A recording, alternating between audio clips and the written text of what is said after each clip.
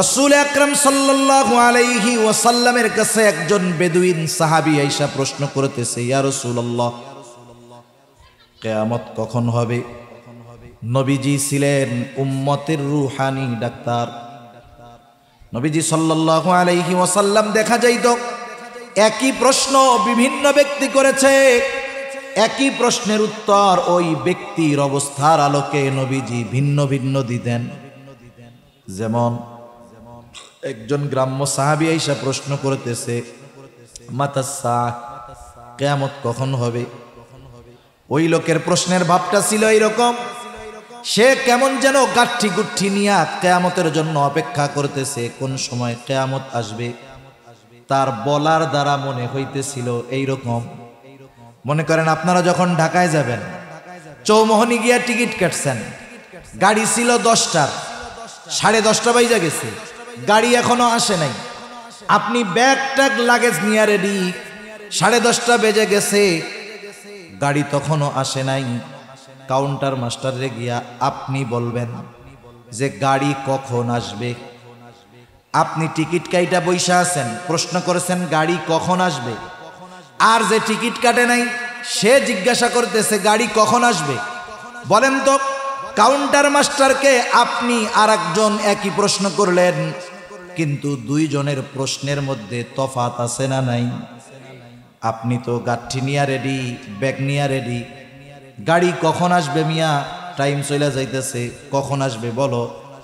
আর একজন টিকিট কাটার জন্য প্রশ্ন করছে গাড়ি কখন আছে। যদিও শব্দ এক, কিন্তু এই দুইজন প্রশ্ন করছে এক, কিন্তু দুইজনের প্রশ্ন বলার বাচন ভঙ্গি কিন্তু আলাদা। ওনার প্রশ্নের ভাবে মনে হচ্ছে উনি কিয়ামতের জন্য অপেক্ষা করতেছে, ওই টিকিট কাটা আল্লাহর বান্দার মতো, যে গাড়ি কেন আসে না।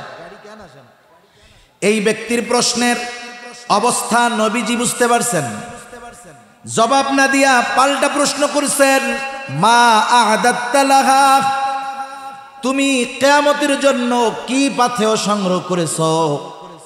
লোকটা বলতেছে, ইয়া রাসূলুল্লাহ, আমি আল্লাহ এবং তার রাসূলকে ভালোবাসি। নবীজি বললেন, যে যাকে ভালোবাসে তার সাথে অবস্থান করবে।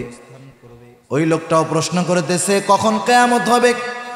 নবীজি সাল্লাল্লাহু আলাইহি ওয়াসাল্লাম বললেন, যখন আমানতের খেয়ানত হবে। কিয়ামত কখন হবে? প্রশ্ন করা হলো, কি সেইটা ইয়া রাসূলুল্লাহ? নবীজি বললেন, শোনো, যখন কোন দায়িত্ব যোগ্য লোকের জায়গায় যখন অযোগ্য লোককে দায়িত্ব দেওয়া হবে, তখন কিয়ামতের জন্য অপেক্ষা করো। অগণিত দুরূদ ও সালাম সাইয়্যিদুল আম্বিয়া, আশরাফুল আম্বিয়া, খাতামুল আম্বিয়া, রহমাতুল লিল আলামিন, ইমামুল মুরসালিন, মুহাম্মাদুর রাসূলুল্লাহ সাল্লাল্লাহু আলাইহি ওয়াসাল্লামের উপর। আমরা এমন একটা সময় এখানে একত্রিত হয়েছি, হয়তোবা এই মুহূর্তে ফিলিস্তিনের মজলুম মুসলমানেরা কোন সময় ইসরায়েলের বিমান তাদের উপরে বোমা বর্ষণ করে, এক কথায় হয়তো ফিলিস্তিনের মুসলমানেরা শাহাদাতের জন্য অপেক্ষার প্রহর গুনতেছে, ঠিক কিনা?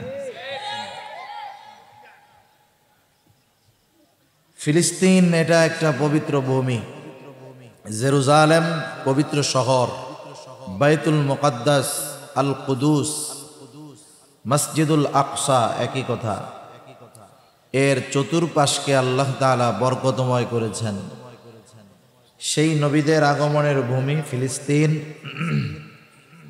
আল কুদুস যেই জমিনে, যেই দেশে অবস্থিত, সেই দেশকে জালেমের থাবা থেকে মুক্ত করার জন্য যারা রক্ত দিতে পারছে, জীবন দিতে পারছে, তারা সৌভাগ্যবান। কিন্তু বিষয়টা হলো, আমরা আমাদের জবাব কি দিব? গোটা দুনিয়াতে 200 কোটি মুসলমান, প্রায় 60টা দেশের কাছাকাছি ইসলামিক কান্ট্রি, মুসলিম দেশ। সব মুসলিম দেশকে নিয়ে গঠিত আছে সংগঠন ওআইসি। বিশেষ করে আরবদের সংগঠন আছে আরব লীগ। এত সংগঠন থাকার পরেও, এত সংখ্যক মুসলমান হওয়ার পরেও খনিজ সম্পদে ভরপুর আল্লাহ তাআলা দুনিয়াতে অর্থনৈতিকভাবে তাদেরকে স্বাবলম্বী করেছেন। যাদের দেশে খনি আছে, স্বর্ণ আছে, আর তরল স্বর্ণ আছে, মানে তেল আছে, এই দেশগুলো হলো দুনিয়ার চালিকা শক্তি তাদের হাতে। আরবদেরকে আল্লাহ তাআলা এগুলো দিয়েছে, কিন্তু আফসোসের বিষয় হলো দুনিয়া পরিচালনার জন্য যেই সম্পদ দরকার সেটা থাকার পরেও, সংখ্যাধিক্য থাকার পরেও শুধুমাত্র পশ্চিমাদের গেড়া কলে পড়ে ভোগ বিলাসিতাকে গ্রহণ করে আরব দেশের শাসকরাও মুখে কুলুপ এঁটে বসে আছে। ঠিক কিনা বলেন? নামকাওয়াস্তে প্রতিবাদ করতেছে, যেই প্রতিবাদের কোনো ফলাফল আমরা দেখতে পারতেছি না, বরং দিন যাচ্ছে তাদের উপরে জুলুম অত্যাচারের মাত্রা আরো বাড়তেছে। নিরহ শিশুদেরকে একেবারে বিনা কারণে মারতেছে, অথচ যুদ্ধের, আন্তর্জাতিক যুদ্ধের কিছু নিয়ম আছে। কোরআন হাদিসের নিয়ম এক পাশে থাকলো, আন্তর্জাতিক যুদ্ধের নিয়ম হলো যুদ্ধ হবে এক দেশের বাহিনীর সাথে আর এক দেশের বাহিনীর। বেসামরিক লোকদের উপরে অন্যায়ভাবে হামলা করা যাবে না। আন্তর্জাতিকভাবে যদিও এই আইন জাতীয় সংঘ 100 বছরও হয় নাই এগুলা চালু করছে, কিন্তু রাসূলুল্লাহ সাল্লাল্লাহু আলাইহি ওয়াসাল্লাম 1500 বছর আগে যুদ্ধের নীতিমালা ঘোষণা করে দিয়েছেন। নবীজি যখন কোথাও কোনো সেনাবাহিনী প্রেরণ করতেন, নবীজি বলে দিতেন, তোমরা কোনো গাছ কাটবা না, ফসল নষ্ট করবা না, নারী শিশু বৃদ্ধদের উপরে আক্রমণ করবা না। সেনাবাহিনীর সাথে, ওই বাহিনীতে যারা লড়াই করতে আসছে তাদের সাথে লড়াই করবা, সাথে সাথে প্রতিপক্ষের কেউ যদি নিহত হয় খবরদার তার লাশটাকে বিকৃত করবা না। এই ধরনের অনেক দিক নির্দেশনা দিয়ে রাসূলুল্লাহ সাল্লাল্লাহু আলাইহি ওয়াসাল্লাম জিহাদের জন্য সেনাবাহিনী প্রেরণ করতেন। তাহলে যুদ্ধের ময়দানের আইন, নিয়ম কানুন নবীজি অনেক আগেই জানায় দিয়েছেন।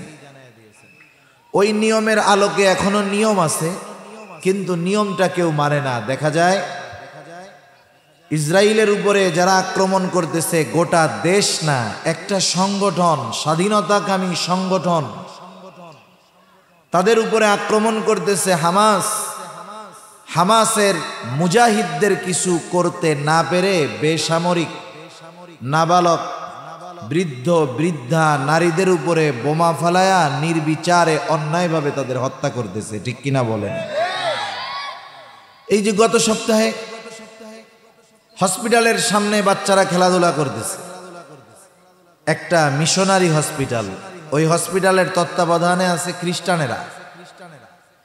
সরল মনা মুসলমান ছোট ছোট বাচ্চারে নিয়ে মা বাবা হয়তো চিন্তা করছে, আমাদের ঘরে তো আর নিরাপত্তা নাই, কোন সময় বোমা ফালায় দেয় তার ঠিক নাই। যেহেতু এটা খ্রিস্টান মিশনারির পরিচালিত হসপিটাল, এখানে হয়তো তারা আঘাত হানবে না, বোমা মারবে না। কিন্তু মাজলুমগুলো, জালেমগুলো জুলুম করতে করতে তাদের স্পর্ধা এত পরিমাণ বেড়ে গেছে যে একটা হসপিটালে ছোট ছোট বাচ্চাদের মাঝে বোমা ফালায়া নৃশংসভাবে তাদেরকে হত্যা করতে তাদের বুকের মধ্যে একটুও কাঁপে নাই। ঠিক কিনা বলেন?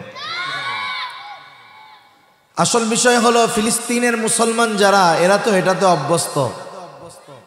আল্লাহ তাআলা তাদেরকে ওইভাবে তৈরি করছেন, কারণ ফিলিস্তিনে যত পরিমাণ নবী এসেছে এবং যত পরিমাণ নবী ফিলিস্তিন জেরুজালেমের আশেপাশে শায়িত আছে, দুনিয়ার আর কোথাও একত্রে এত নবী রাসূল শায়িত সেখানে নাই।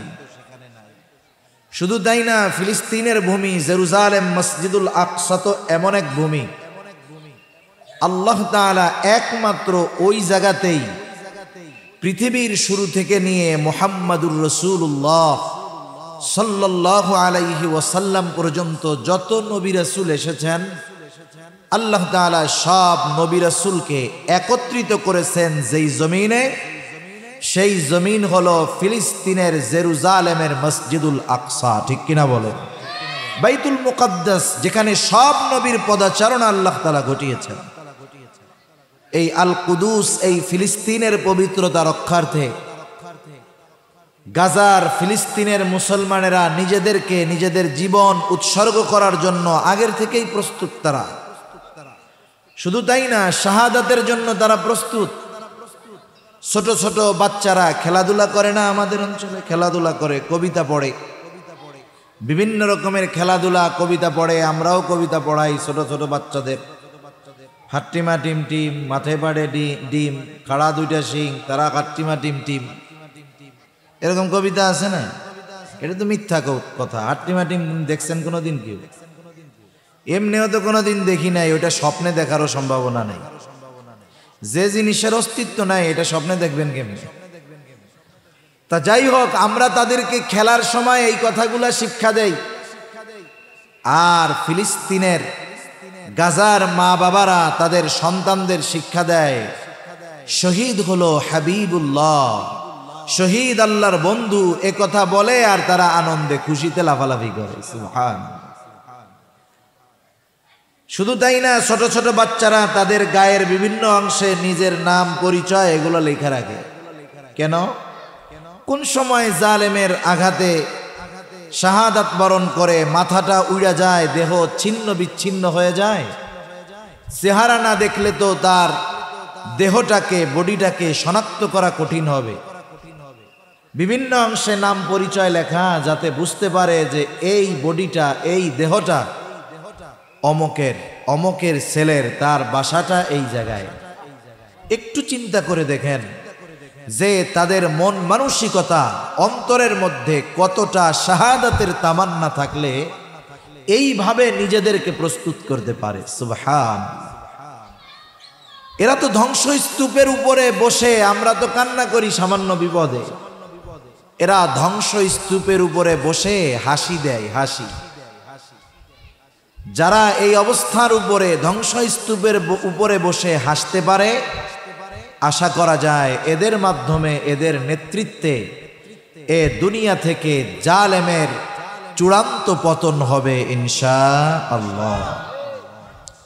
কারণ ইসলাম কখনো সংখ্যাধিক্য নিয়ে বিজয় লাভ করে নাই।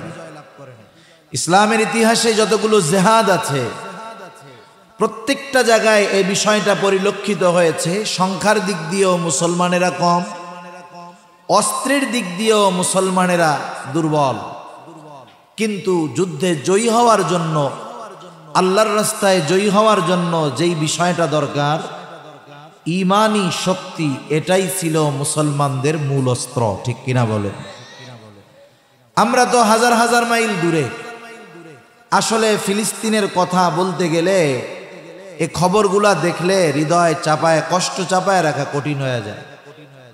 একটু দেখেন, এক বাবা মিষ্টি বিলাইতেছে, ওই ধ্বংসস্তূপের মধ্যে মানুষকে হাদিয়া দিচ্ছে। কেন? বলে আমার এক ছেলে ছাড়া বাকি সব আল্লাহর রাস্তায় শহীদ হয়ে গেছে, এই জন্য আনন্দে আমি আপনাদের মিষ্টি খাওয়াই দিছি। এইগুলো মনে পড়লে মনে হয় যে সাহাবা ইকরামের সময়ের ঘটনা আমরা দেখতেছি। সন্তান মারা গেছে, স্বামী মারা গেছে, ভাই মারা গেছে, কোনো চিন্তা নাই, আল্লাহর রাস্তায় শহীদ হয়ে গেছে। এরপরেও তো রাসূল আকরাম সাল্লাল্লাহু আলাইহি ওয়াসাল্লাম আখেরি জামানার পয়গম্বর। আল্লাহ তাআলা আউয়াল থেকে আখের যত কিছু হচ্ছে, হয়, হবে, সব কিছু আমার আপনার নবীকে দেখায়া দিয়েছেন। নবী জানেন সব। আল্লাহ তাআলা নবীকে জানিয়েছেন, নিজের থেকে জানেন না। নিজের থেকে জানলে তো এক্ষেত্রে আবার উল্টা পাল্টা হয়ে যাবে, ঠিক না? কিছু ভাই আছে না বুঝা বলে নবী নিজে আলিমুল গায়েব, সব জানেন। আসলে নবীজির কাছে গায়েবের খবর আছে, আল্লাহ তাআলা নবীকে সব জানায়া দিয়েছেন। নবীজিও যখন সন্তান মারা গেছে, সর্বশেষ ছেলেটা, নবীজি ফুফায়া ফুফায়া কান্না করেছেন সন্তানের জন্য।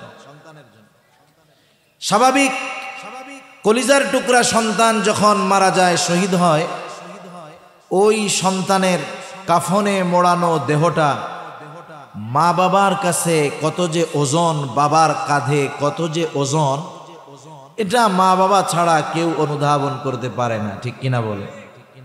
একটু একা একা চিন্তা করেন বাড়িতে গিয়া, যে ওই মা বাবার স্থানে যদি আমি আপনি হইতাম, আর ওই শহীদ হওয়া বাচ্চাটার স্থানে যদি আমার আপনার সন্তান হইত, তাহলে বিষয়টা কেমন হইতো একটু চিন্তা করেন। মানুষের চিন্তা মানুষের আগামীর সিদ্ধান্তের খোরাক যোগায়। যদি আমরা এই বিষয়গুলো নিয়ে ফিকির না করি, চিন্তা না করি, একটু হৃদয়ঙ্গম করার জন্য একটু প্রচেষ্টা না করি, তাহলে ওগুলো শুধু আমাদের কাছে খবর হিসাবেই থাকবে, এগুলো আমাদের হৃদয় ছুঁতে পারবে না, এগুলোর দ্বারা আমরা ঈমানি দৌলত অর্জন করতে পারবো না।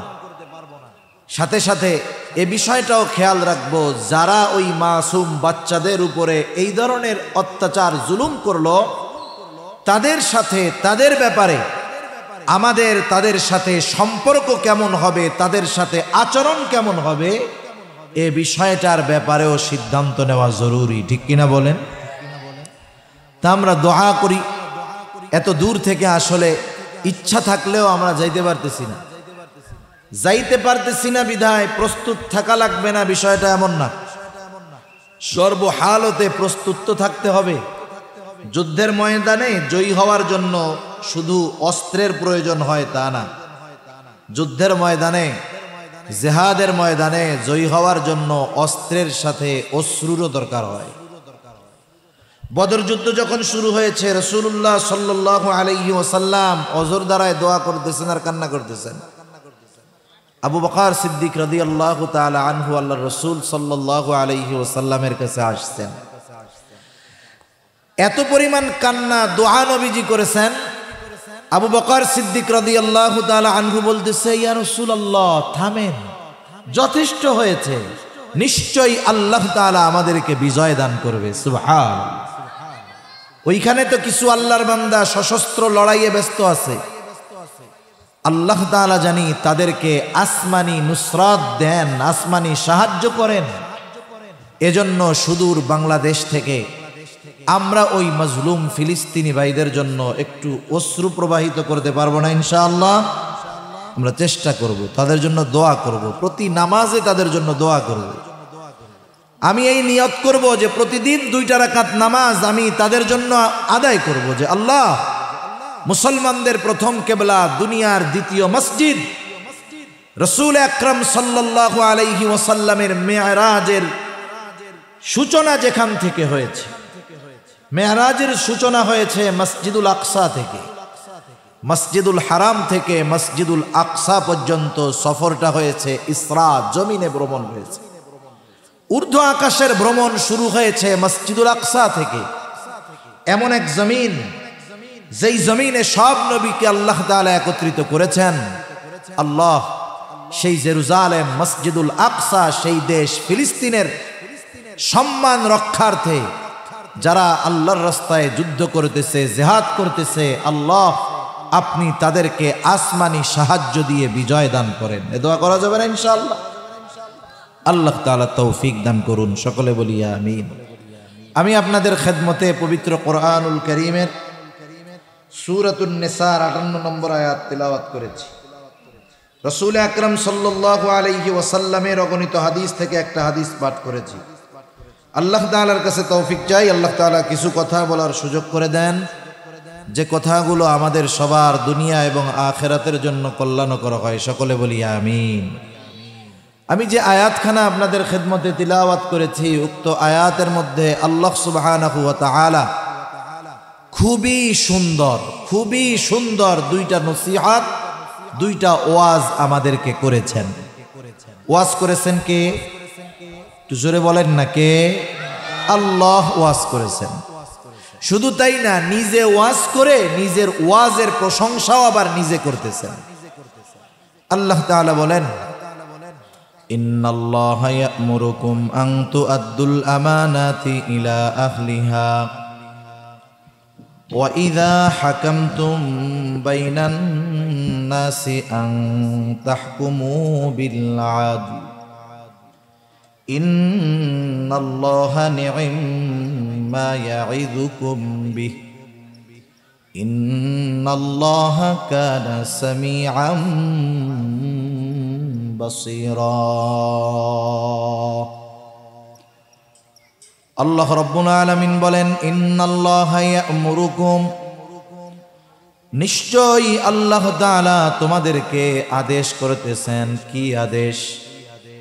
আন তুআদ্দুল আমানাতি ইলা আহলিহা,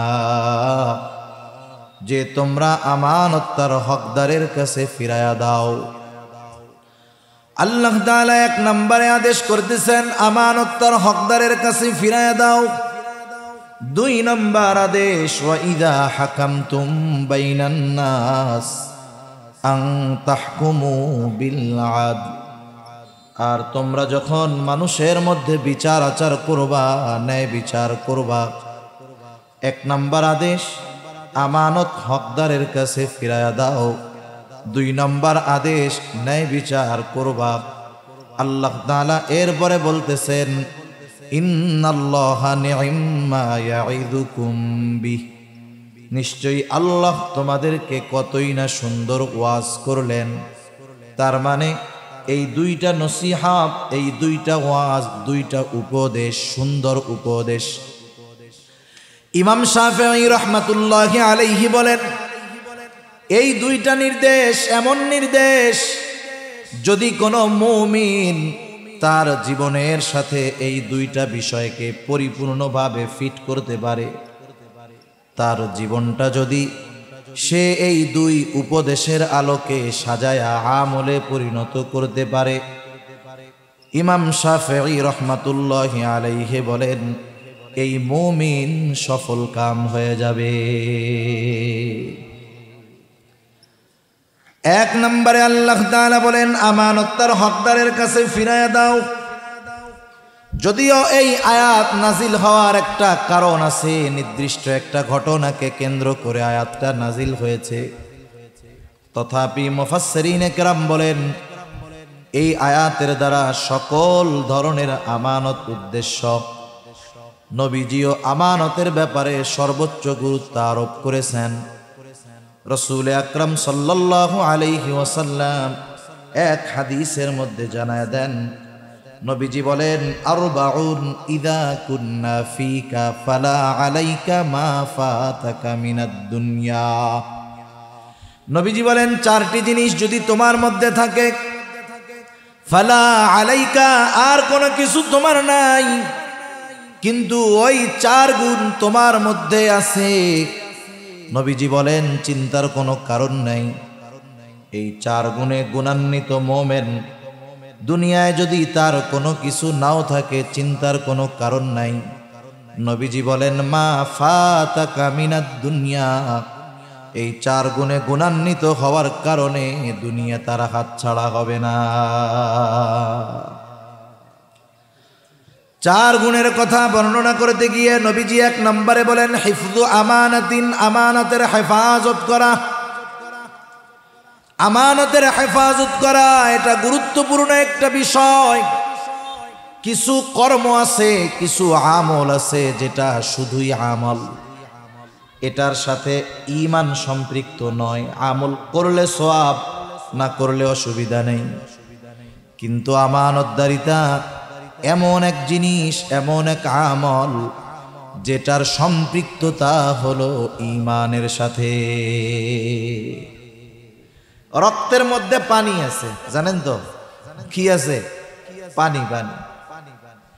এখন বলেন তো, কেউ যদি চিন্তা করে আমি আমার দেহের মধ্যে থেকে রক্ত আর পানিরে আলাদা আলাদা করব, বলেন তো রক্তের থেকে পানি যদি আলাদা করা হয় তাহলে বেঁচে থাকা সম্ভব নাকি? সম্ভব নয়। এই বিষয়টা এরকম, আমানতের সাথে ঈমানের সম্পর্কটা এইরকম। এক কথায় আমানত খেয়ানতকারী কখনো মুমিন হতে পারে না, মুমিন কখনো খেয়ানতকারী হতে পারে না। সেজন্য নবীজি বলেন, আমানতদারিতার সম্পর্ক ঈমানের সাথে। নবীজি বলেন, লা ঈমানা লিমান লা আমানাতা লাহ, নবী বলেন, যার মধ্যে আমানতদারিতা নাই তার ঈমান নাই। শুধু তাই না, নবীজি জানায়া দিয়েছেন আমানতদারিতা হলো মুমিনের ভূষণ। মুমিনের আবশ্যকীয় একটা গুণ হলো আমানতদারিতা, যেটা তার মধ্যে থাকবেই থাকবে। আর আমানতের খেয়ানত করা এটা হলো মুনাফিকের আলামত।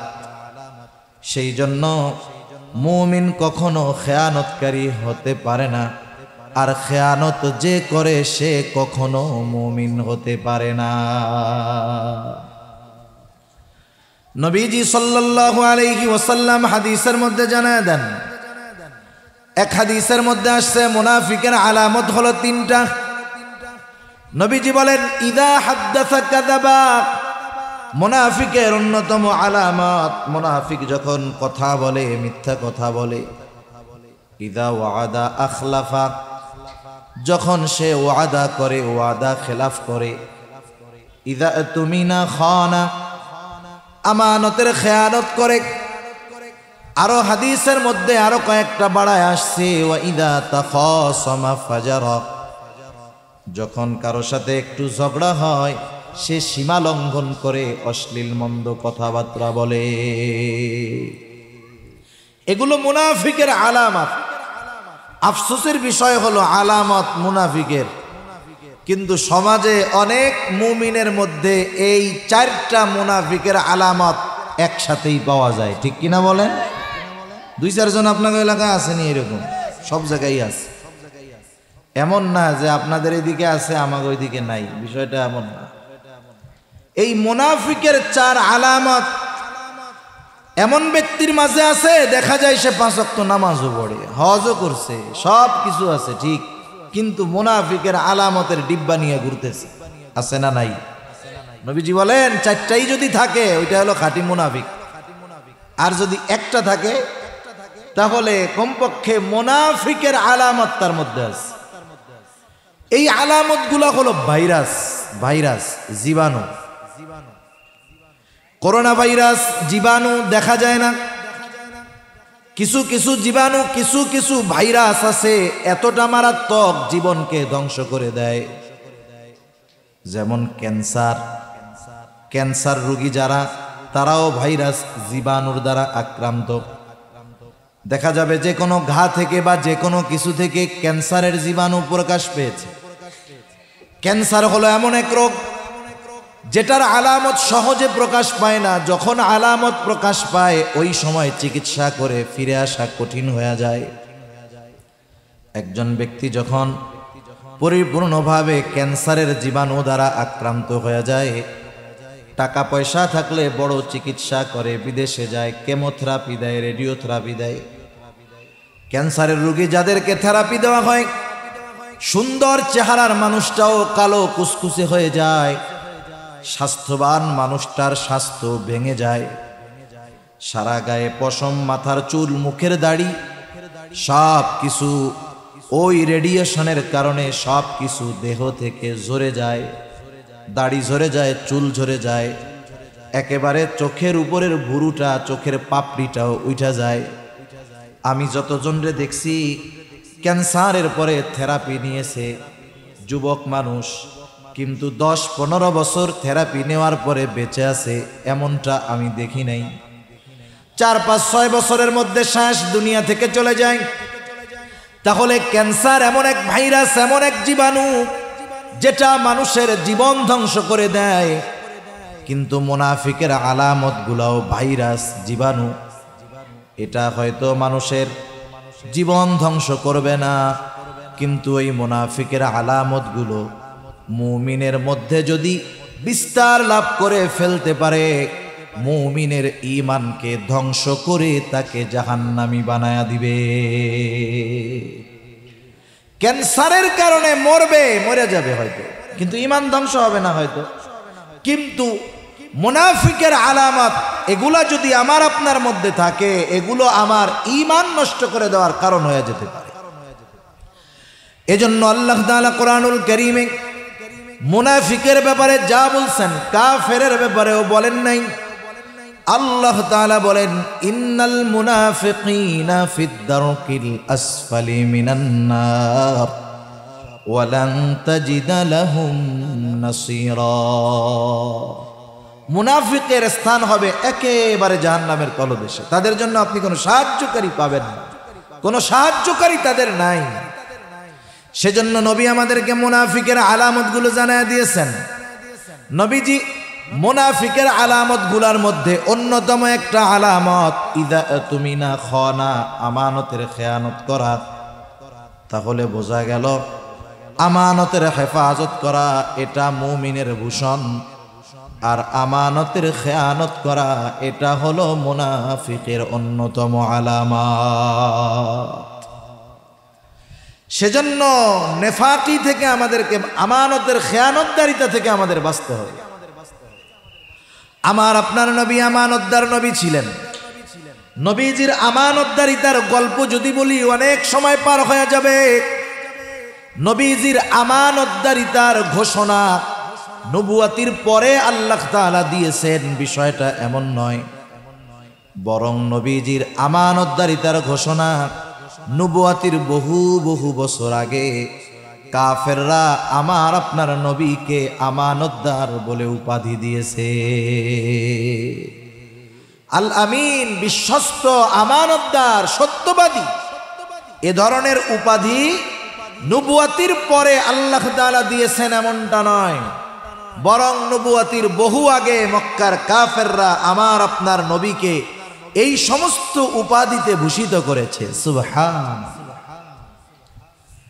একজন ইংরেজ ঐতিহাসিক নবীজির জীবনী লিখছেন, ওনার নামটা আমার যেখানে আসতেছে না। উপমহাদেশ তিনি সফর করেছেন, দীর্ঘ সময় উপমহাদেশের মুসলমানদেরকে নিয়ে গবেষণা করেছেন। এই গবেষণার আলোকে মুসলমানেরা যার অনুসরণ করে তাকেও নিয়ে তিনি লেখাপড়া করেছেন, গবেষণা করেছেন। তিনি একটা নবীজির জীবনী নিয়ে লিখছেন। ওই জীবনীর মধ্যে তিনি আমার আপনার নবীজির আমানতদারিতার বিষয় উল্লেখ করতে গিয়া ওনার ভাষায় উনি লিখতেছেন, মুসলমানদের নবী সাল্লাল্লাহু আলাইহি ছিলেন, মহামানব ছিলেন, এতটা বিশ্বস্ত ছিলেন, এতটা আমানতদার ছিলেন, চরম আকারের সর্বোচ্চ পর্যায়ের সত্যবাদী ছিলেন। তার আমানতদারিতা এমন ছিল যে তার ঘোর দুশমন, তার শত্রু নির্বিঘ্নে নিশ্চিন্ত মনে তার সবচাইতে দামি সম্পদটাও নিশ্চিন্ত মনে মুহাম্মাদের কাছে আমানত রাখত। দুশমন, বন্ধু না, দুশমন। শুধু তাই না, আর একজন ঐতিহাসিক লিখতেছেন যে মুহাম্মদ সাল্লাল্লাহু আলাইহি ওয়াসাল্লাম তার আমানতদারিতা এমন ছিল, একজন মানুষ তার সম্পদ নিজের কাছে যত নিরাপদ মনে করত, তার চাইতে বেশি নিরাপদ নবীজির কাছে রাখা মনে করত। এই জন্যই মক্কার মানুষেরা মুহাম্মাদের সাথে মতবিরোধ, শত্রুতা থাকার পরেও মক্কার মানুষেরা তাদের দামি দামি বস্তুগুলা মুহাম্মাদের কাছে তার হেফাজতে তথা তার কাছে আমানত রাখত। কেমন আমানতদার নবী ছিলেন!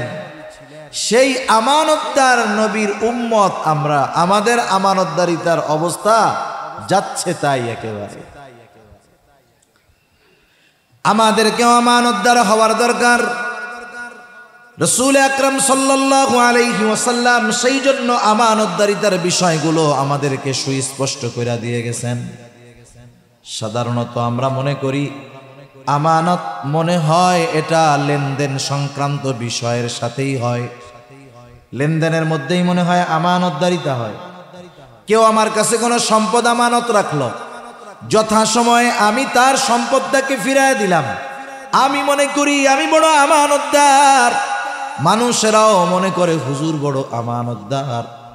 আমানতদারিতাকে নির্দিষ্ট একটা সীমার মধ্যে আমরা সীমাবদ্ধ করে ফেলছি, কিন্তু বাস্তবতা হলো আমানতদারিতা এটা ব্যাপক একটা জিনিস।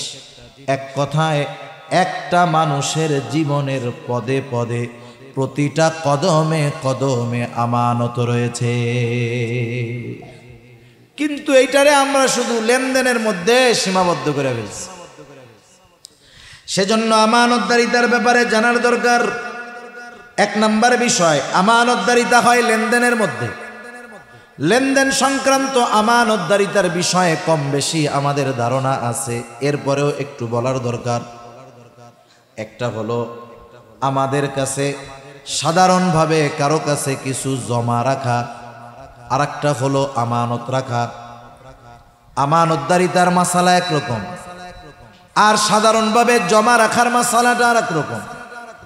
আমানতদারিতার ক্ষেত্রে কেউ যদি আমার আপনার কাছে আইসা 500 টাকার একটা ছেঁড়া নোট দিয়া বলে যে এই 500 টাকা আপনার কাছে আমানত, এখন যার কাছে আমানত রাখা হলো তিনি যদি চিন্তা করেন বাজারে আসলাম, পকেটের এই পুরান টাকাটা দিয়া 500 টাকার বাজার করে নিয়ে যাই, বাড়িতে গিয়া পরে যখন চাইবে তখন তারে 500 টাকা দিয়া দিব। যদি টাকাটা আমানত হয়, এক্ষেত্রে সংখ্যাটা আমানত নয়, বরং তার কাছে বস্তুটাই আমানত। এখন তার দায়িত্ব হলো ওই ছেঁড়া টাকাটাকেই সংরক্ষণ করা। যখন সে চাইবে হুবহু ওই পুরন টাকাটাই তাকে ফেরত দিতে হবে। আর যদি জমা রাখে যে আপনি রাখেন, আমারে বলে 500 টাকা দিলে হবে, এক্ষেত্রে সে ব্যবহার করতে পারে। সেজন্য আমানত যখন কেউ রাখবে, যেটা রাখবে ওইটারই সংরক্ষণ করতে হবে। জামানতের টাকা হারায় গেলে এক মাসলা, আমানতের টাকা হারায় গেলে আর এক মাসালা। সেই মাসালা থাক, বলার দরকার নাই। এমনি আমরা সুযোগ খুঁজি, বুঝেন নাই? এমনি তো সুযোগ তালাশ করি। এরপরে দেখা যাবে একজন আমানত রাখছে, ইচ্ছা করে হারায় ফেললাম। মাসালা হলো আমানতের বস্তু যার কাছে আমানত রাখা হয়েছে অনিচ্ছাকৃতভাবে যদি হারায়া যায়, চুরি হয়ে যায়, যার কাছে আমানত রাখা হয়েছে তাকে ধরা যাবে না। এখন যদি এই মাসালার দিকে যান, অনেকে ব্যাংকে আমানত রাখে না, আরে রাখে না। অনেকে কত এনজিও গজায় উঠে আমানত রাখে। এখন ওই আমানত ওরা নিজেরা ভক্ষণ করে কয় আমানত তো সব শেষ। এই সুযোগ বাঙালি ভালো খুঁজতে পারবে। সেজন্য সব কথা বাঙালির কাছে ক্লিয়ার করা উচিত না, আমার যেটা মনে হয়। তা যাই হয়, এক নম্বরে আমানতদারিতা হলো লেনদেন আদান প্রদানের মধ্যে। সম্পদ আমার কাছে কেউ পায়, জমিন পায়, এটা আমানত। তার হকদারের কাছে ফিরাইয়া দেওয়া এটা আমার দায়িত্ব। আমার কাছে যদি কারো আমানত থাকে, কারো হক থাকে, সেটা আমানত হোক আর সাধারণ হক হোক, ফিরাইয়া দেওয়াটা আমার দায়িত্ব। আদেশ আল্লাহ তাআলা আমাকে দিয়েছেন। যে কোনো ক্ষেত্রে এটা হতে পারে। মনে করেন দোকানদারের কাছ থেকে দোকান থেকে বাকি আনা হয়, বাকি আনেন, দোকানদারকে 500 টাকার বাজার নিয়ে বললেন লেখা রাখো, পরে আইসা দিয়া দিব। দোকানে ভিড়, দোকানদারের লিখতে মনে নাই। 2 দিন পরে আপনি গেছেন, যাওয়ার পরে বলতেছেন বাকি খাতাটা খুলো তো দেখি, কিছু টাকা মনে হয় বাকি আছে। দোকানদার লিখতে ভুলে গেছে, বাকি খাতা খুলে দেখে আপনার নামে কিছু লেখা নাই, কিন্তু আপনি শিওর যে 500 টাকা পায়। আমাদের দেশের মানুষ তখন ফাঁক ফকর খুঁজবে, যেহেতু খাতায় কিছু লেখা নাই, আমার কাছেও কিছু পাওনা নাই। আরে মিয়া, হয়তো ভুল করেছে দোকানদার, কিন্তু আল্লাহ তাআলার নির্দেশ, সে ভুইলা গেছে, যাক, তার মনে না থাক, কোনো অসুবিধা নাই। তোমার দায়িত্ব হলো তোমার কাছে যে পাওনা আছে, এই পাওনাটা তুমি নিজ দায়িত্বে ফিরাইয়া দিবা। সেটা আমানত হোক আর সাধারণ কোনো লেনদেন হোক, এ বিষয়টার দায়িত্ব আমার আপনার উপর। আল্লাহ তাআলা আমাকে আপনাকে লেনদেনের ক্ষেত্রে স্বচ্ছ হওয়ার তৌফিক দান করুন। বুজুর্গ আল্লাহর ওলির গোমর ফাঁস হয়ে যায় এই লেনদেনের ক্ষেত্রে। কঠিন এক জিনিস এই মুআমালাত, যে কি জিনিস, বহুত আল্লাহওয়ালার ঘোমটা খুলে যাবে এই লেনদেনের ক্ষেত্রে গিয়া। তাহলে 1 নম্বরে আমানতদারিতা হয় লেনদেনের মধ্যে। 2 নম্বর, এই জবানের কথাটাও হয় আমানত। রাসূল আকরাম সাল্লাল্লাহু আলাইহি ওয়াসাল্লাম এক হাদিসের মধ্যে বলেন, ইযা হাদ্দাসার রাজুলু সুম্মা ইলতাফাতা ফাহিয়া আমানাতুন। নবীজি বলেন, যখন কেউ কথা বলে আর এদিকে সেদিকে তাকায়, ফাহিয়া আমানাতুন, যেই কথাটা আমার আপনার কাছে ডানে বামে তাকায়া কেউ বলল, নবীজি বলেন কথাটা আমানত। এই কথাটা আমি ছাড়া অন্য কারো কাছে যদি পৌঁছাই, কারো কাছে বলি, খেয়ানত হয়ে যাবে। কিন্তু আমাদের খাসলাত, আমাদের অভ্যাসটা হইল ঠিক এর বিপরীত। কেউ যদি আমার কাছে আইসা বলে, হুজুর আপনার কাছে আমি এই কথাটা বললাম, আপনি কিন্তু হুজুর আর কারো কাছে বইলেন না। এই যে আমাকে যখন বলে আর কারো কাছে বইলেন না, তখন ওই ব্যক্তির কথাটা হজম করা আমার জন্য কষ্টের হয়ে যায়। এমন অবস্থা হয় আরেকজনের কাছে না বলা পর্যন্ত আমার আর ভালো লাগে না। মনে হয় যে পেটের মধ্যে খালি কথাটা কামড়াইতেছে আর ডিসুম ডিসুম করতেছে। সেই লোক দেখা যাবে আমার আপনার চোখের আড়াল হওয়ার আগে কাছের জন্যে ডাইকে কই, এই কি কইছে জানো? বলে না। বলে আমারে খুব বিশ্বাস করে, খুব গোপন একটা কথা আমার কাছে বলছে, কাউরে বলতে মানা করছে। আমি তোরে বললাম, তুই কিন্তু কাউরে কইস না। আমি যারে বললাম যে আমি শুধু তোকে বললাম, তুমি কাউকে বইলো না, ও তো এই আমলটুক তো কমপক্ষে করবে নাকি? ও এবার আরেকজনকে বলবে, দেখ হুজুরি কি মিথ্যা কথা বলে? না না, হুজুরকে আমাকে খুব বিশ্বাস করে, আমার কাছে এই কথাটা বলছে অমুকের ব্যাপারে, আমি তোমাকে বললাম, তুমি কাউরে কইও না। দেখা যাবে এরপরে সকাল বেলার কথা দুপুর হওয়ার আগে আগে 100 জনের কাছে পৌঁছায় গেছে। যে যাকে কথাটা বলে, বলার পরে বলে, আমি তোমারে কইলাম, তুমি কাউরে কইও না, কিন্তু কথা পৌঁছায় গেছে 100 জনের কাছে। আমি বলছিলাম একজনের কাছে, পৌঁছায় গেছে 100 জনের কাছে। বলেন তো 100 জনের কাছে কথাটা পৌঁছানোর জন্য দায় আমার, ঠিক কিনা বলেন? এখানে আর আমার খেয়ানত একটা নাই, আমার খেয়ানত হয়ে গেছে 100 খেয়ানত। কারণ নবীজি বলেন, কারো দ্বারা যখন কোনো নেক কাজের সূচনা হয়, ওই কাজটা দুনিয়ায় যতদিন চলবে, যতজন করবে, সকলের ওই নেক কাজের সওয়াব শুরু করনেওয়ালার আমল নামায় আল্লাহ তাআলা যোগ করে দেয়। আবার যখন কারো দ্বারা কোনো পাপের কাজের সূচনা হয়, ওই পাপের কাজ, মন্দ কাজ দুনিয়ায় যতদিন চলবে, যতজন করবে, সবার আমল নামা ওই গোনাটা প্রথম যে সূচনা করছে গোনার কাজ, তার আমল নামায় যোগ হয়ে যাবে। নবীজি বলেন, পৃথিবীতে প্রথম অবৈধ হত্যাকাণ্ড সংগঠিত করেছে আদম আলাইহিস সালামের একজন সন্তান। নবীজি বলেন, আদম আলাইহিস সালামের ওই হত্যাকারী সন্তান কিয়ামত পর্যন্ত অন্যায়ভাবে যত হত্যা হবে, সব হত্যাকারীর গোনা তার আমলনামায় যোগ হয়ে যাবে। কারণ তার দ্বারা এই অবৈধ হত্যাকাণ্ডের সূচনা ঘটেছে।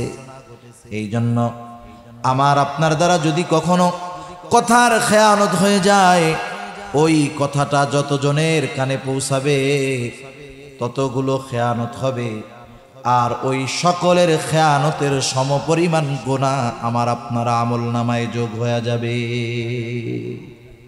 সেজন্য কথা হজম করা শিখতে হবে। বাঙালি পাথর খাইয়া হজম করে ফেলতে পারবে, পারলে পারো তো হজম করে ফেলতে পারে বাঙালি, কিন্তু কথা হজম করা বড় কষ্টের, ঠিক কিনা বলেন? কথা হজম করা বড় কষ্ট। সেজন্য কথার ক্ষেত্রে হয় আমানত। 3 নাম্বার দায়িত্ব হয় আমানত। রাসূল আকরাম সাল্লাল্লাহু আলাইহি ওয়াসাল্লামের কাছে একজন বেদুইন সাহাবী আয়েশা প্রশ্ন করতেছে, ইয়া রাসূলুল্লাহ, কিয়ামত কখন হবে? নবীজি ছিলেন উম্মতের রূহানি ডাক্তার। নবীজি সাল্লাল্লাহু আলাইহি ওয়াসাল্লাম দেখা যাইত একই প্রশ্ন বিভিন্ন ব্যক্তি করেছে, একই প্রশ্নের উত্তর ওই ব্যক্তির অবস্থার আলোকে নবীজি ভিন্ন ভিন্ন দিতেন। যেমন একজন গ্রাম্য সাহাবী আয়েশা প্রশ্ন করতেছে, মাতাসা, কিয়ামত কখন হবে? ওই লোকের প্রশ্নের ভাবটা ছিল এইরকম, সে কেমন যেন গাঠি গুঠি নিয়ে কিয়ামতের জন্য অপেক্ষা করতেছে, কোন সময় কিয়ামত আসবে। তার বলার দ্বারা মনে হইতেছিল এইরকম। মনে করেন আপনারা যখন ঢাকায় যাবেন, চৌমোহনী গিয়া টিকিট কাটছেন, গাড়ি ছিল 10টার, 10:30 বাজে গেছে, গাড়ি এখনো আসে নাই, আপনি ব্যাগ ট্যাগ লাগেজ নিয়ে রেডি, 10:30 বেজে গেছে, গাড়ি তখনও আসে নাই। কাউন্টার মাস্টারে গিয়া আপনি বলবেন যে গাড়ি কখন আসবে। আপনি টিকিট কাইটা বইসা আছেন, প্রশ্ন করেছেন গাড়ি কখন আসবে, আর যে টিকিট কাটে নাই সে জিজ্ঞাসা করতেছে গাড়ি কখন আসবে। বলেন তো, কাউন্টার মাস্টারকে আপনি আর একজন একই প্রশ্ন করলেন, কিন্তু দুইজনের প্রশ্নের মধ্যে তফাৎ আছে না নাই? আপনি তো গাঠি নিয়া রেডি, ব্যাগ নিয়া রেডি, গাড়ি কখন আসবে মিয়া, টাইম চলে যাইতেছে, কখন আসবে বলো। আর একজন টিকিট কাটার জন্য প্রশ্ন করছে গাড়ি কখন আছে। যদিও শব্দ এক, কিন্তু এই দুইজন প্রশ্ন করছে এক, কিন্তু দুইজনের প্রশ্ন বলার বাচন ভঙ্গি কিন্তু আলাদা। ওনার প্রশ্নের ভাবে মনে হচ্ছে উনি কিয়ামতের জন্য অপেক্ষা করতেছে, ওই টিকিট কাটা আল্লাহর বান্দার মতো, যে গাড়ি কেন আসে না। এই ব্যক্তির প্রশ্নের অবস্থা নবীজি বুঝতে পারছেন, জবাব না দিয়া পাল্টা প্রশ্ন করছেন, মা আ'দাত্তা লাহা, তুমি কিয়ামতের জন্য কি পাথেয় সংগ্রহ করেছো? লোকটা বলতেছে, ইয়া রাসূলুল্লাহ, আমি আল্লাহ এবং তার রাসূলকে ভালোবাসি। নবীজি বললেন, যে যাকে ভালোবাসে তার সাথে অবস্থান করবে। ওই লোকটাও প্রশ্ন করতেছে কখন কিয়ামত হবে? নবীজি সাল্লাল্লাহু আলাইহি ওয়াসাল্লাম বললেন, যখন আমানতের খেয়ানত হবে, কিয়ামত তখন হবে। প্রশ্ন করা হলো, কি সেইটা ইয়া রাসূলুল্লাহ? নবীজি বললেন, শোনো, যখন কোনো দায়িত্ব যোগ্য লোকের জায়গায় যখন অযোগ্য লোককে দায়িত্ব দেওয়া হবে, তখন কিয়ামতের জন্য অপেক্ষা করো। যোগ্য লোকের চেয়ারে অযোগ্য লোক যখন বসবে, বুঝবা কিয়ামত বেশি দূরে নয়, সেটা নিকটবর্তী হয়ে গেছে। এখন এত আর কোনো এমন কথা না, সূক্ষ্ম তাত্ত্বিক কোনো বিষয় নয়, এটা বোঝার জন্য অনেক জ্ঞান, অনেক ইলমের দরকার আছে। এটা বোঝার জন্য দরকার নাই এমন জ্ঞানের। গোটা দুনিয়ার দিকে তাকান, আমাদের দেশ সহ তাকান, ডানে বামে তাকান, তাম দুনিয়ার মধ্যে তাকায় দেখেন, অধিকাংশ জায়গায় দেখবেন যোগ্য লোকের চেয়ারে অযোগ্য মানুষ বসে আছে। ঠিক কিনা বল? যোগ্য লোকের চেয়ারে অযোগ্য লোক বসে আছে। এমন এক জামানা ছিল, মানুষ যখন দায়িত্ব নিতে চাইতো না, এই জামানায় দায়িত্ব নেওয়ার প্রতিযোগিতা শুরু হয়ে গেছে। শুধু তাই না, মানুষ দায়িত্ব টাকা দিয়ে কিনতে চায়। ঠিক কিনা বলে? দায়িত্ব টাকা দিয়ে কিনে, দেশ সেবা করার জন্য টাকা দেয়।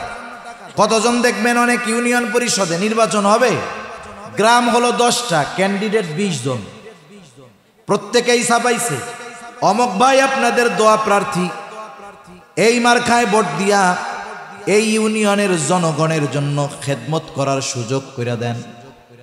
দেখা গেল নমিনেশন আনতে, নির্বাচনে জয়ী হতে 5 কোটি টাকা খরচ করে ফেলছে। ওই বেটার যদি আসলেও মানুষের খেদমত করার ইচ্ছা থাকতো, চেয়ারম্যান হওয়া লাগতো না, 5 কোটি টাকা দিয়া সে মানুষের খেদমত করতে পারত। তার মানে এই ব্যয় খেদমতের জন্য করে নাই, চেয়ারম্যান সাহেব হওয়ার জন্য করছে। ঠিক কিনা? আগের জামানার মানুষ দায়িত্ব নিতে চাইতো না, এখন দায়িত্ব নেওয়ার জন্য প্রতিযোগিতা করে।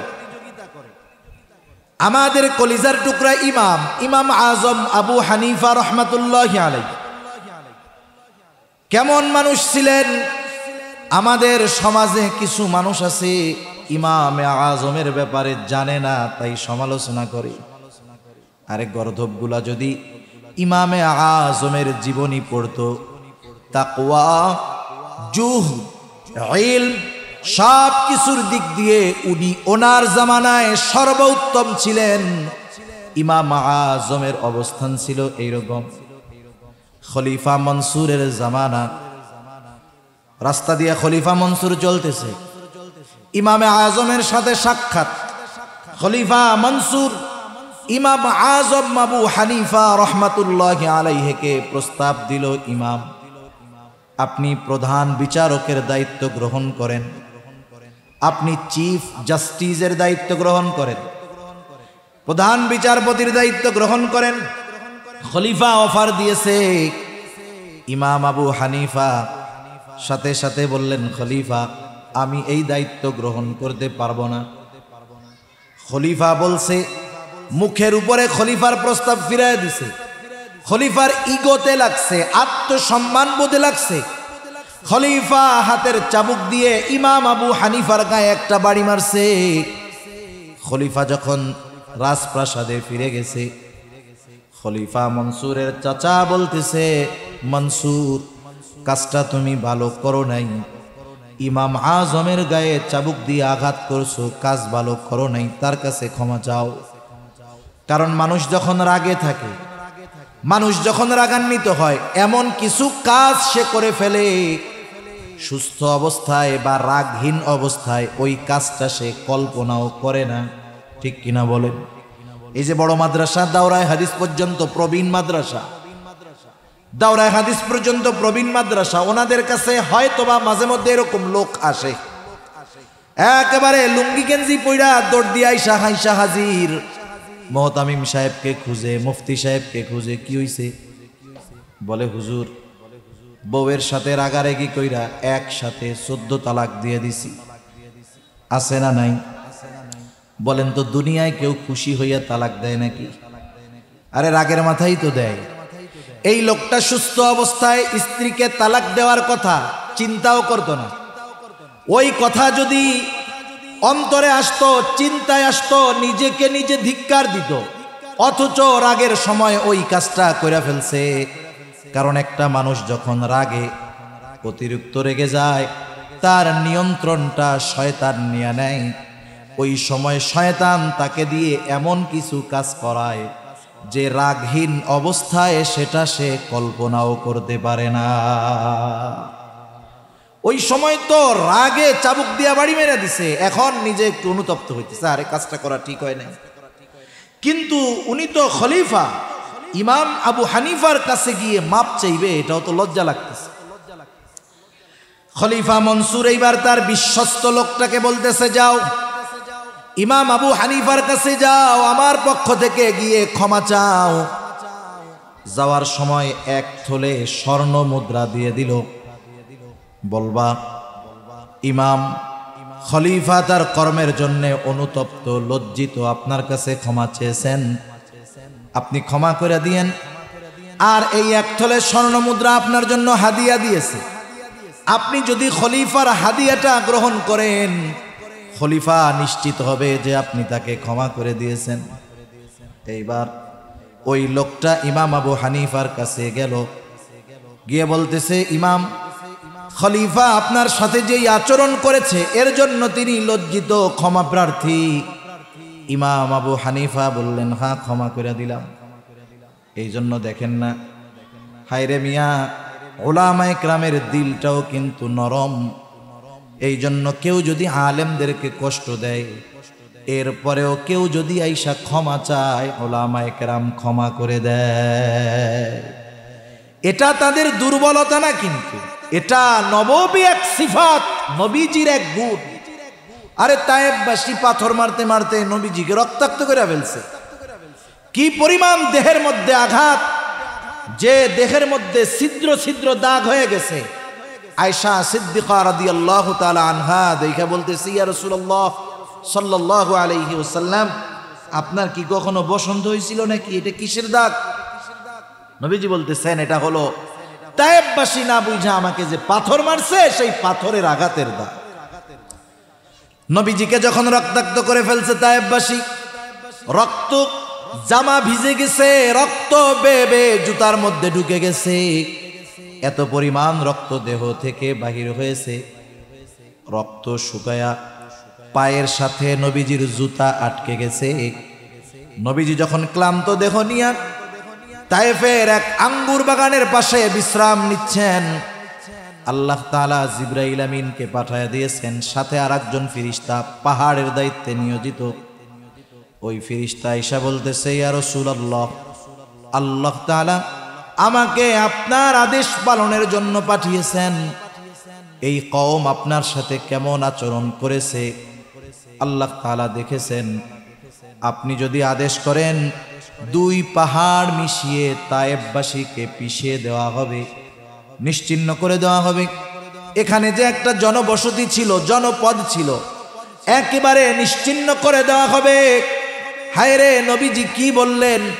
নবীজি তাদের উপরে সামান্য গুসা হন নাই, এমনটাও বলেন নাই হালকা একটু দিয়া সতর্ক করে দাও, এমনটা বলেন নাই। বরং নবীজি আরাম করতেছিলেন, উঠা বৈশা গেলেন। ওই ফেরেশতার কথার জবাবে নবীজি বলতেছেন, বাল আরজু আইয়াখরুজাল্লাহু মিন আসলাবিহিম মান ইয়াবুদুল্লাহা ওয়াহদাহু ওয়ালা ইউশরিকু বিহি শাইআ। তুমি তো বলতেছ 2 পাহাড় মিশাইয়া নিশ্চিহ্ন করে দিবা, আর আমি তো এদের ব্যাপারে আল্লাহ তাআলার কাছে আশা পোষণ করি যে আল্লাহ তাআলা এদের মধ্য থেকে এমন এক প্রজন্ম বের করবে যারা এক আল্লাহর ইবাদত করবে, কারো সাথে শিরিক করবে না। সুবহানাল্লাহ। এটা উলামায়ে কেরামের এক নববী সিফাত। এজন্য আলেম আহলে হক উলামায়ে কেরামের সাথে বেয়াদবি করলে ওইসব মাফ চাইলে মাফ করে দেয়, এটা দুর্বলতা না। ইমাম আবু হানিফা বললেন, মাফ করে দিচ্ছি, অসুবিধা নাই। কিন্তু খলিফা তো বলে দিছে হাদিয়া দিবা, হাদিয়া গ্রহণ করলে নিশ্চিত হব যে উনি ক্ষমা করছেন। লোকটা বলতেছে, এই যে 1 থলে স্বর্ণ মুদ্রা আপনার জন্য খলিফা হাদিয়া দিয়েছে, গ্রহণ করেন। ইমাম আবু হানিফা বললেন, মাফ করে দিয়েছি, হাদিয়া গ্রহণ করা যাবে না। বললেন, খলিফা বলছে আপনি নিজে রাখেন, নাইলে উনি বিশ্বাস করবে না যে ক্ষমা করছেন। আপনি রাইখা দেন, আপনার ব্যয় করা লাগবে না, আপনি অন্য কাউকে দিয়ে দিয়েন। ইমাম আবু হানিফা বলতেছে, তোমার কাছ থেকে রাখার পর আমি খরচ করলাম নাকি অন্য কাউকে দিয়ে দিলাম এটা তো বিষয় নয়, বরং তোমার খলিফা মনে করবে আমার পাঠানো হাদিয়া ইমাম আজম গ্রহণ করেছে, সুতরাং এটা রাখাই যাবে না। সে আরো জোর জবরদস্তি করতেছে, রাখেন না। ওই লোকটাও তো বিরক্ত হয়ে যাইতেছে অনুরোধ করতে করতে। এইবার ইমাম আবু হানিফা রাহমাতুল্লাহি আলাইহি বলতেছেন, বলেন তো কাউরে চুরি করে আয়না হাদিয়া দেওয়া জায়েজ আছে নাকি? হ্যাঁ, দুর্নীতি কইরা টাকা আইনা আর একজনরে হাদিয়া দেওয়া জায়েজ হবে নাকি? বলেন তো, আমার আপনার কাছে যদি ব্যাগ ভর্তি টাকা কেউ আইনা দেয়, আমি আপনি যদি জানতে পারি টাকাটা অন্য কারো, আমার আপনার জন্য এই হাদিয়া গ্রহণ করা বৈধ হবে নাকি? তাহলে দেওয়াও বৈধ হবে না, নেওয়াটাও বৈধ হবে না। ইমাম আজম এবার বলতেছে, হাদিয়া তো দিতে হবে নিজের টাকা থেকে। বলতেছে, তোমার খলিফা যে হাদিয়া পাঠাইছে, এই হাদিয়া পাইল কোথায়? বলতেছে, কোথায় পাবে? বাইতুল মাল থেকে দিছে। এইবার ইমাম আবু হানিফা আরো কঠোর হয়ে গেলেন। একটু চিন্তা করে দেখেন, জামানার মুজাদ্দেদ যারা, ইমাম যারা, এদের সামান্য সিদ্ধান্ত এটা পরবর্তী প্রজন্মের জন্য দলিল হয়ে যায়, দলিল। আমি ঘটনা বলতে গেলে অন্যদিকে চলে যাবে। আজকে যদি ওই দিন ইমাম আবু হানিফা এরপরে হাদিয়া গ্রহণ করত, যে বাইতুল মালের সম্পদ খলিফা হাদিয়া দিয়েছে, এটা যদি গ্রহণ করত, তাদের জন্য যদি বাজেট থাকতো ভিন্ন কথা, কিন্তু সাধারণভাবে যদি ইমাম আবু হানিফাকে দেওয়া হতো, জানার পরেও যদি ইমামে আজম আবু হানিফা ওই হাদিয়াটা গ্রহণ করতেন, খলিফার বাইতুল মাল থেকে দেওয়া হাদিয়া গ্রহণ করতেন, আজকে তাইলে গোটা দুনিয়ার মধ্যে দেখা যাইত উলামায়ে কেরাম রাষ্ট্রীয় কোষাগারের হাদিয়া গ্রহণের ক্ষেত্রে ইমাম আজমের ওই ঘটনাটাকে দলিল বানায়া নিত। বলতো কি, ইমাম আবু হানিফারে হাদিয়া দিছে না, জায়েজ না থাকলে উনি গ্রহণ করছে, এবার আমাকেও দিলে আমরাও জম্মের আকারে নিব। ইমাম আবু হানিফা এবার আর একটু কঠোর হয়ে গেলেন। বলতেছে, শোনো, তুমি তোমার এই হাদিয়া খলিফাকে ফেরত দিবা, সাথে সাথে বলবা রাষ্ট্রীয় বাইতুল মাল থেকে তার জন্য নির্ধারিত একটা সম্মানী আছে। এই সম্মানীর বাইরে একটা মোহরও ব্যক্তিগত কাজে ব্যবহারের সুযোগ নাই। লোকটা একটু রাগ হয়ে গেছে। এইবার ওই মোহর ফেরত নিয়া খলিফা মনসুরের কাছে গিয়া বলতেছে, মনসুর, ইমাম আবু হানিফা এরকম এরকম বলছে। তিলরে আর একটু তাল বানায় নিছে। ইমাম আবু হানিফার এই কথাগুলো শুনা খলিফা মনসুর এবার চূড়ান্ত রাগান্বিত হয়ে গেছেন। ফোর্স পাঠায় দিছে, যাও ইমাম আবু হানিফাকে জেলখানায় আটকাও। ইমাম আবু হানিফাকে জেলখানায় আটকানো হলো। অত্যাচার জুলুমের স্টিম রোলার চলতেছে। ঐতিহাসিকদের থেকে দুইটা মত। খলিফার জুলুম অত্যাচার সহ্য করলেন, কারণটা কি? ইমাম আবু হানিফা বললেন, শোনো, আমি যেই দায়িত্ব নেই নাই, কিয়ামতের দিন এই দায়িত্বের ব্যাপারে আমাকে জিজ্ঞাসা করা হবে না। কিন্তু যদি আমি প্রধান বিচারকের দায়িত্ব নিতাম, প্রধান কাজীর দায়িত্ব যদি নিতাম, ওইটা তো আমার কাছে আমানত হয়ে যাইত। কিয়ামতের দিন আমার দায়িত্বের ব্যাপারে আল্লাহ তাআলা জিজ্ঞাসা করত। যদি কখনো এই দায়িত্ব পালন করতে গিয়ে ত্রুটি বিচ্যুতি হয়ে যাইত, কিয়ামতের দিন আল্লাহর সামনে আমাকে খেয়ানতের ঋণ বোঝা নিয়ে আল্লাহর দরবারে দাঁড়ানো লাগতো। এই জন্য আমার উপরে এত জুলুম করার পরেও প্রধান বিচারকের দায়িত্ব আমি গ্রহণ করি না।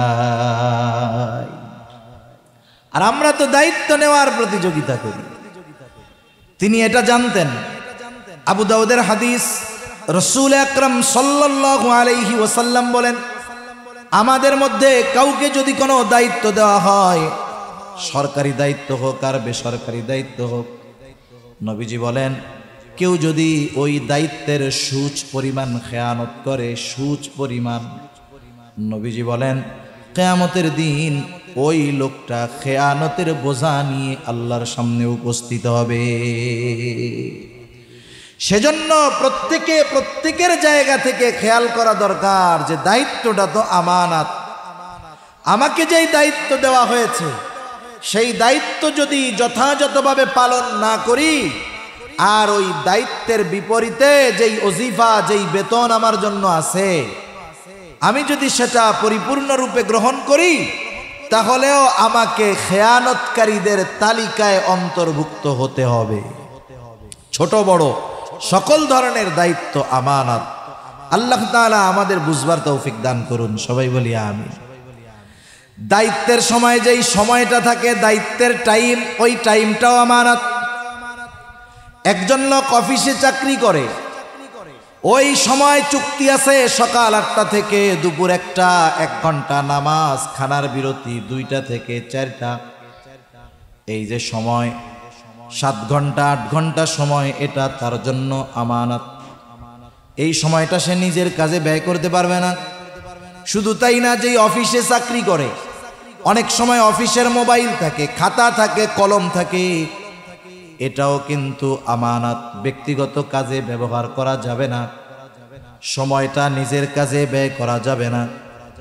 মাজহার নানুতুবি রহমাতুল্লাহি আলাইহি নামে একজন আল্লাহর ওলি ছিলেন। উনি এক জায়গায় খেদমত করতেন, চাকরি করতেন। মাস শেষে সময় হিসাব কইরা কইরা বেতন নিতেন। যদি ক্লাসের কোনো সময়, দায়িত্বের কোনো সময় নিজের কাজে ব্যয় করতেন, ওই সময়ের হিসাব রাইখা মাসের শেষে ওই সময়ের পরিমাণ ওজিফা বেতন থেকে তিনি ফেরত দিয়ে দিতে। কেমন আমানতদার ছিল এরা দায়িত্বের ব্যাপারে, সময়ের ব্যাপারে। শুধু তাই না, শরীয়তের বিধিবিধান, হুকুম, আহকাম, এটাও আমাদের কাছে আমানত। আল্লাহ তাআলা বলেন, ইন্না আরাদনাল আমানাতা আলাস সামাওয়াতি ওয়াল আরদি ওয়াল জিবাল ফাআবাইনা আন ইয়াহমিলনাহা ওয়া আশফাকনা মিনহা ওয়া হামালাহাল ইনসান।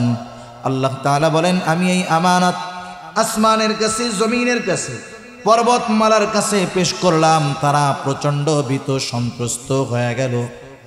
এই আমানত তারা বহন করলো না। ওয়া হামালাহাল ইনসান, মানুষ এই আমানত বহন করলো। মুফাসসিরিনে কেরাম বলেন কি সেই আমানত? কোন মুফাসসির বলেন সেই আমানত হলো কোরআন, কেউ কেউ বলেন শরীয়তের সকল বিধিবিধান। একই কথা। তাহলে কোরআন হলো আমাদের শরীয়তের মূল নীতি, মৌলিক সব কিছু কোরআন সুন্নাহর মধ্যে আছে। এই আমানত কেউ বহন করতে রাজি হয় নাই, মানুষ বহন করেছে। এই জন্য শরীয়তের সকল বিধিবিধান, হুকুম আহকাম আমার আপনার উপরে আমানত। সেজন্য আল্লাহ তাআলার যত আদেশ আছে আমানত, যত নিষেধ আছে আমানত। আদেশ কেউ যদি অমান্য করে তাহলে আদেশ অমান্য করলে গুনাহ হবে, সাথে সাথে খেয়ানতকারী হতে হবে। নিষেধ যেই বিষয়গুলো আল্লাহ তাআলা করেছেন, ওই নিষিদ্ধ কর্মগুলো কেউ যদি করে তাহলে তার তো গুনাহ হবে, সাথে সাথে ওই যে নিষেধটা ছিল এটা আমানত, অমান্য করার কারণে খেয়ানত হবে। এজন্য শরীয়তের সকল বিধিবিধান, হুকুম আহকামগুলো আমানতদারিতার সাথে পালন করার দরকার। শুধু তাই না, আমাদের সন্তান সন্ততি আমাদের কাছে আমানত, আমাদের অধীনস্থ যারা আছে আমানত। কারণ কিয়ামতের দিন আল্লাহ তাআলা তাদের ব্যাপারে আমাদেরকে জিজ্ঞাসা করবে। নবীজি বলেন কুল্লুকুম রাঈন ওয়া কুল্লুকুম মাসউলুনা আন রাইয়াতিহি। আমরা প্রত্যেকেই দায়িত্বশীল, প্রত্যেককে তার দায়িত্বের ব্যাপারে জিজ্ঞাসাবাদ করা হবে, অধীনস্থদের ব্যাপারে জিজ্ঞাসা করা হবে। কারণ আল্লাহ তাআলা কোরআনুল কারীমের মধ্যে বলেন, ইয়া আইয়ুহাল্লাযীনা আমানু কু আনফুসাকুম ওয়া আহলিকুম নারা। আল্লাহ তাআলা বলেন, হে ঈমানদারেরা, নিজে জাহান্নাম থেকে বাঁচো, অধীনস্থদেরকেও জাহান্নামের আগুন থেকে বাঁচাও।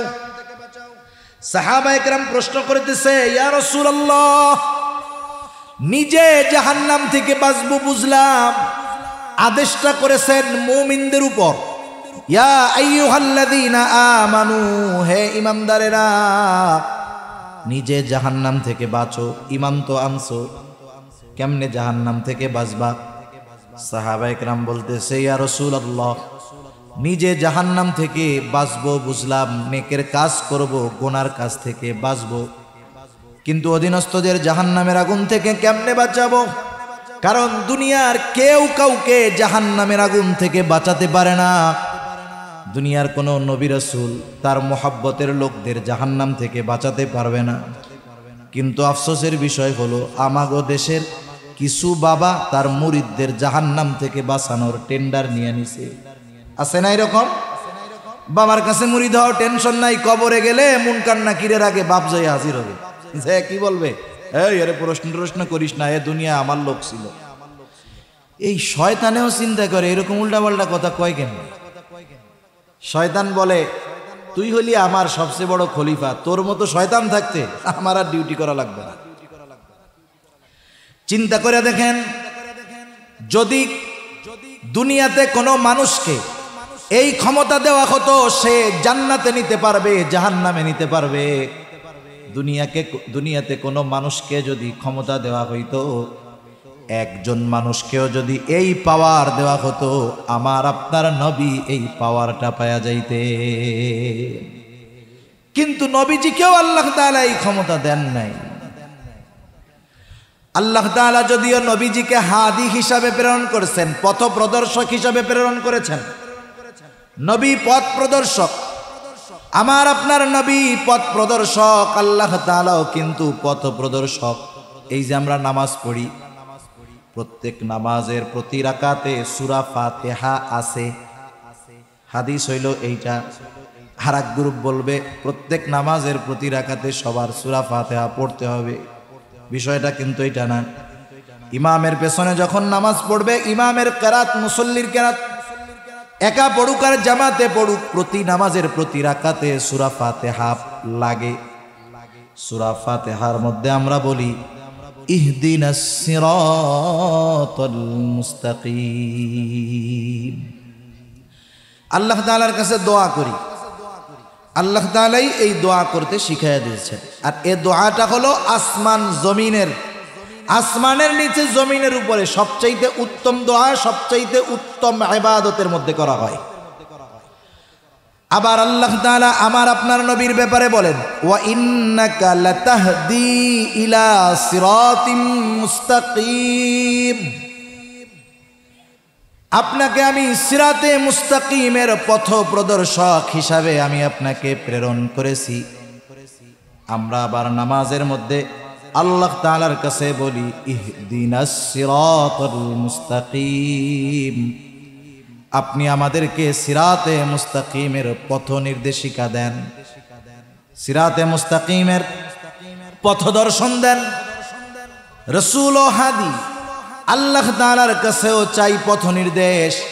আল্লাহ তাআলা বলেন, নবীজি আমি আপনাকে পথ নির্দেশক হিসাবে পাঠিয়েছি। আল্লাহ হাদি, রাসূল ও হাদি, তবে দুই পথ প্রদর্শকের মধ্যে তফাত আছে, পার্থক্য আছে। কথা কি বুঝেন নাকি? একটা উদাহরণ দিলে বুঝতে সহজ হবে। মনে করেন এই জায়গায় একজন অপরিচিত লোক আসছে, যে জীবনে কোনোদিন নোয়াখালী যায় নাই, বেগমগঞ্জ যায় নাই, এই তো রাস্তা যে পেঁচগোছ, যে জীবনে যায় নাই, এরে যদি আপনি বলেন, সে যদি আপনার কাছে জিজ্ঞাসা করে, ভাই আমি একটু বেগমগঞ্জ চৌরাস্তায় যাম, চৌমোহনীতে যাম, সে কিন্তু জীবনে চিনে না। আর অচেনা জায়গা যত সহজ হোক, এটা কিন্তু কঠিন মনে হয়। আপনি যখন তারে বলবেন এই রাস্তা দিয়ে যাবা, সামনে একটা রাস্তা পাবা, ওই রাস্তা ধরে আগাবা, আবার ডাইনে যাবা, এরপরে বামে যাবা, এরপরে আর একটু আগাবা, এরপরে ডাইনে বামে গিয়া ওইদিকে বড় একটা চৌরাস্তা পাইবা। বলেন তো, যে রাস্তাই চিনে না তারে যদি এইরকম চিনায় দেন, ওর জন্য গন্তব্যে যাওয়া কঠিন না সহজ? মনে করেন এরপরেও আপনি তারে পথ চিনায় দিয়েছেন যে এই পথে যাবেন, সেই হিসাবে আপনি হাদি, পথ প্রদর্শক। মনে করেন আরেকজন লোক আসছে, তার কাছে ওই অপরিচিত ব্যক্তি বলতেছে, ভাই আমি চৌমোহনী যাব, আমার একটু পথটা বলে দেন। ওই লোকটা মোটর সাইকেল নিয়ে আসছে, কোনো জবাব নাই, বলে আপনি আমার বাইকের পেছনে ওঠেন। এইবার এক টান দিয়া চৌমোহনীতে নামায় দিয়া বলে, এটাই হলো চৌমোহনী। ওই প্রথম লোক যে রাস্তা কয়া দিছে, এও হাদি। দ্বিতীয় যেই লোকটা মোটর সাইকেলের পেছনে নিয়া গন্তব্য পর্যন্ত পৌঁছায়া দিয়েছে, এই লোকটাও হাদি, পথ প্রদর্শক।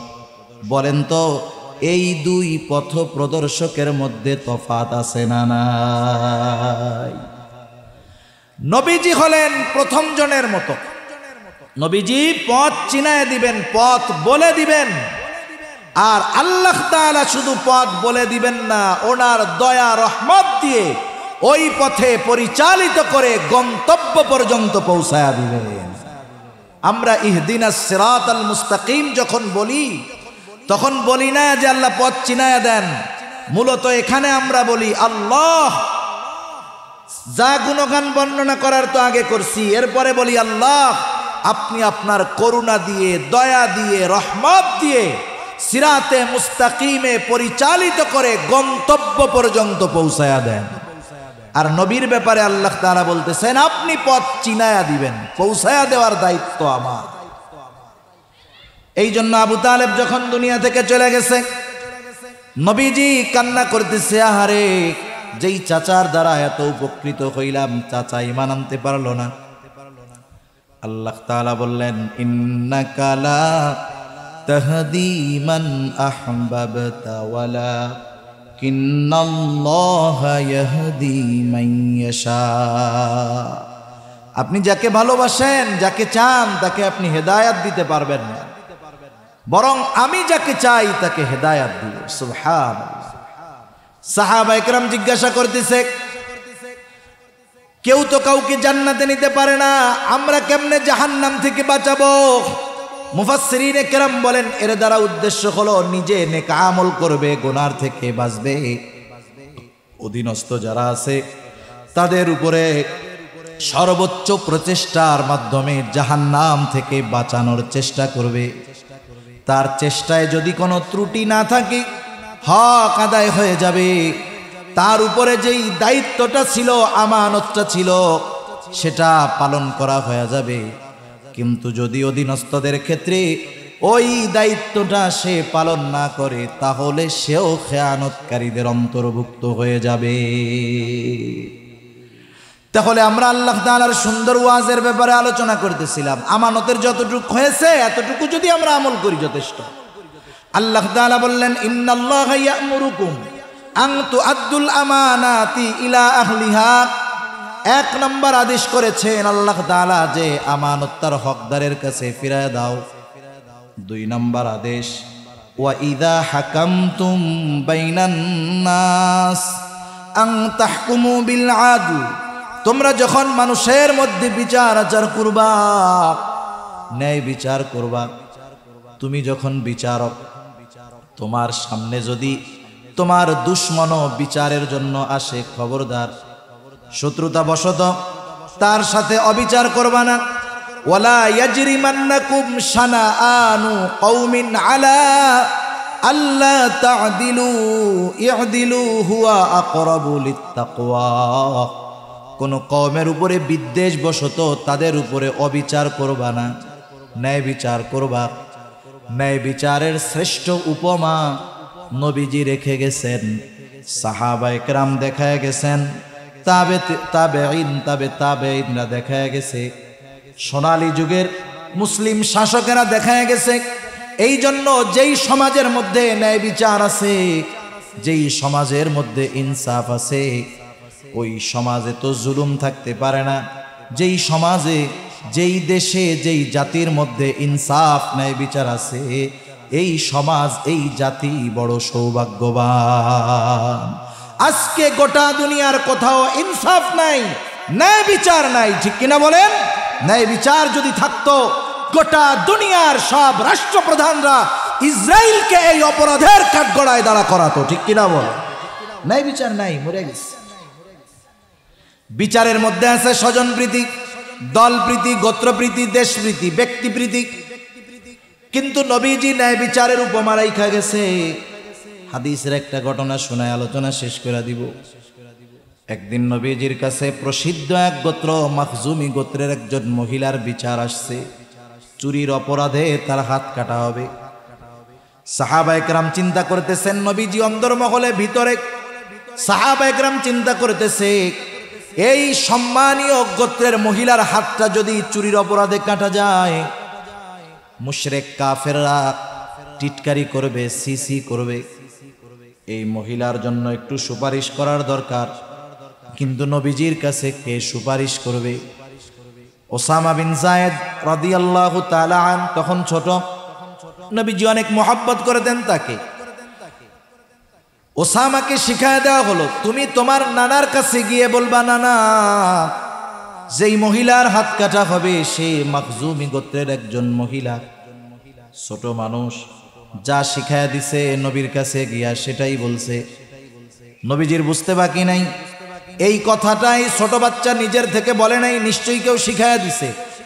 নবীজি এইবার হুজরা থেকে বের হলেন, চেহারার মধ্যে রাগান্বিত ছাপ। নবীজি বলতেছে, তোমরা কি এমন বিষয়ের জন্য সুপারিশ করতেছো যেই বিষয়ের শাস্তি প্রয়োগের নির্দেশ আল্লাহ তাআলা দিয়েছেন? নবীজি এবার খুতবা দিলেন।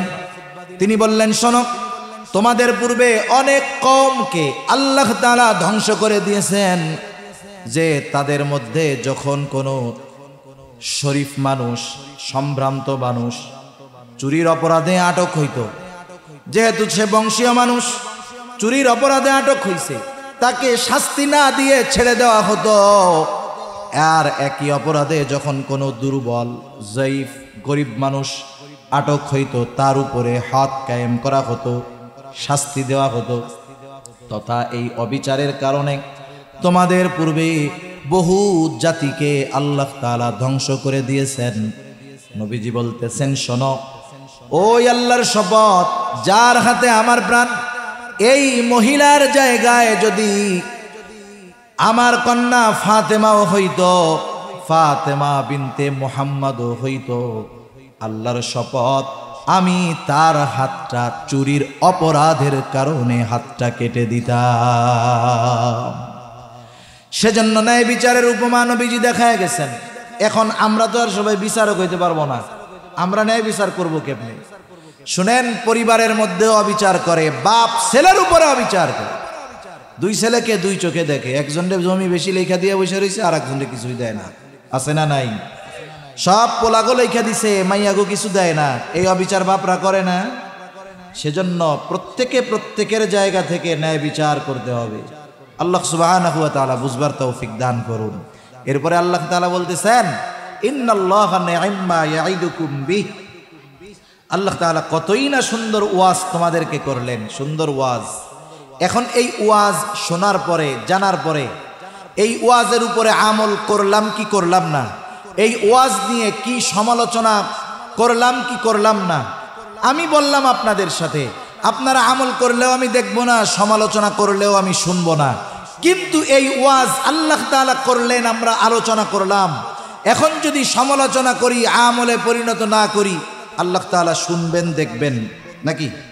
দেখবেন না? দেখবে।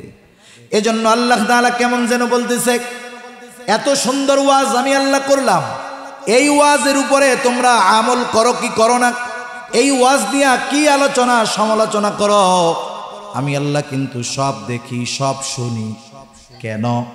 কারণ হলো ইন্নাল্লাহা কানা সামিআম বাসীরা, নিশ্চয়ই আল্লাহ তাআলা হলেন সর্বশ্রোতা সর্বদ্রষ্টা।